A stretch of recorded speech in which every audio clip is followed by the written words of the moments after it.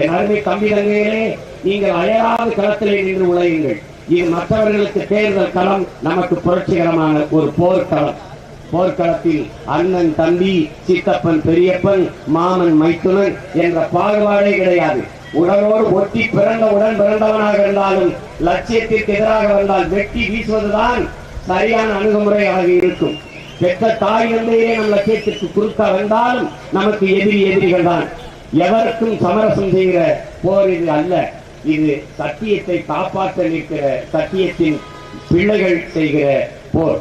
பெருந்தலைவர் காமராஜரின் உண்மையும் நேர்மையும் கொண்டு, தெய்வ திருமகனார் நம் தாத்தா முத்துராமலிங்க தேவர் அவர்களின் உண்மையும் நேர்மையும் கொண்டு, புனித கட்டணவர்களுடைய நேர்மையின் வழித்தளத்தை பின்பற்றி, நம்முடைய தாத்தா தேவர் தந்த தேவர் முக்கையா தேவர் அவர்களின் வழியிலே, இங்கே இருந்த அரிய பெறும் அரசியல் ஆளுமைகளின் வழியிலே, செக்கிழுத்த செம்மல் மனிதன் கூட இழுக்கத்தனர் ஒரு செக்கை இந்த மண்ணின் விடுதலைக்காக இழுத்த நம்முடைய வீரப்பாட்டனார் வாவு சிதம்பரனார் அவர்கள் வழியிலே, என் அன்பு பிள்ளைகளை நாம் பயணித்து ஒரு தூய அரசியலை உருவாக்கி நல்லாட்சி மலர இந்த நாட்டிற்கு மக்களுக்குமாக நாம் உழைக்க வேண்டும் என்கிற உறுதியை இத்தேர்தலில் ஏற்போம்.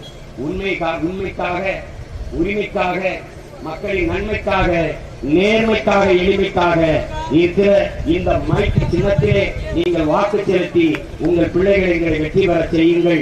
எங்களின் வெற்றி உங்களின் வெற்றி. பெருமைமிக்க நாம் பிறந்த தமிழ் தேசிய இனத்தின் வெற்றி. புரட்சி எப்போதும் வெல்லும். நாளை நமது வெற்றி அதை சொல்லும். நம் இலக்கு ஒன்றுதான், நமது இனத்தின் விடுதலை. இனம் ஒன்றாவோம், இலக்கை வென்றாவோம். தமிழ்தாய் வாழ்க, தலைவர் பிரபாகரன் வாழ்க, நாம் தமிழர். இந்த தேர்தலிலே திருநெல்வேலி நாடாளுமன்ற வேட்பாளராக போட்டியிடுகிற நாடுடைய தங்கை சத்யா அவர்களுக்கு நீங்கள் மைக்கு சின்னத்திலே வாக்கு செலுத்தி வெற்றி பெற செய்ய வேண்டும். இங்கே 1000 பேர் நிற்கலாம், ஆனால் தனித்து நிற்கிற புலியை நீங்கள் கவனத்தில் எடுக்க வேண்டும். புலி ஒரு மானமுள்ள விலங்கு. அதனாலேயே எங்கள் முன்னவன் ராஜேந்திர சோழனும் அவன் தந்தை அருண்மொழி சோழனும் இந்த புலிக்கொடியை ஏந்தினார்கள்.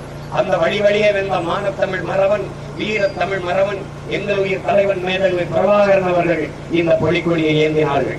அதன் பிறகு அவர் வழியே வந்த வீரமான தமிழ் பிள்ளைகள் நாங்கள் இந்த மண்ணிலே இந்த புலிக்கொடியை ஏந்தி நிற்கிறோம். இது தமிழனின் பரம்பரை கொடி. பாட்டன் முப்பாட்டன் ஏந்திய கொடி என்ற திமிரோடு ஏந்தி நிற்கிறோம். இந்த கொடி பறக்க பறக்க தமிழ் கொடி சிறக்கும் என்ற நீங்கள் அந்த எண்ணத்தை உங்கள் நினைவில் நிறுத்தி மைக் சின்னத்திலே வாக்கு செலுத்தி என் தங்கை சத்யா அவர்களை வெற்றி பெற செய்து இந்திய ஒன்றிய நாடாளுமன்றத்திற்குள் அனுப்புங்கள். உங்கள் துன்ப துயரங்களை துடைத்து எரிகிற ஒரு தூய ஒரு சேவகராக நின்று பணியாற்றுவார். இங்கே சொல்லுகிற போது வீடி தொழிலாளர்கள் பிரச்சனை, அதனால் இங்கே காச நோய், புற்றுநோய் வருகிறது என்கிறார்கள். இங்கே விளைய வைக்கிற காய்கறியை பதப்படுத்துவதற்கு சேமிப்பு கிடங்கு இல்லை.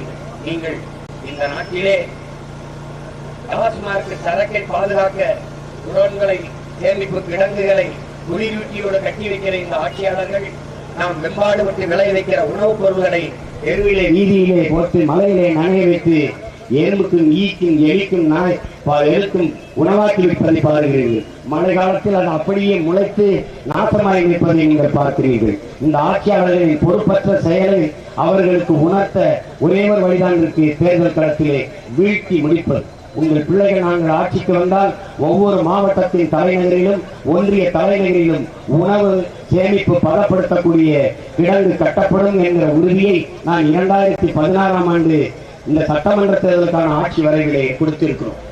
அதை போல இந்த மண்ணின் மக்கள் எதிர்கொள்கிற பிரச்சனைகளை கேட்க வந்த பிள்ளைகள் நாங்கள் அல்ல, அதை தீர்க்க வந்த பிள்ளைகள் என்பதை நீங்கள் நினைவில் நிறுத்திக் கொண்டு என் தங்கை சத்யா அவர்களுக்கு இந்த ஒளிவாங்கி இனத்தின் வழிதாங்கி நிற்கிற எளிய பிள்ளைகள் இந்த ஒளிவாங்கியை சின்னமாக ஏந்தி வருகிறோம். இந்த மைக் என்கிற சின்னத்திலே வாக்கு செலுத்தி உங்களின் உரிமைக்கான குரலை உலக அரங்கில் ஒலிக்க செய்யுங்கள். நன்றி, வணக்கம். நாம் தமிழர்.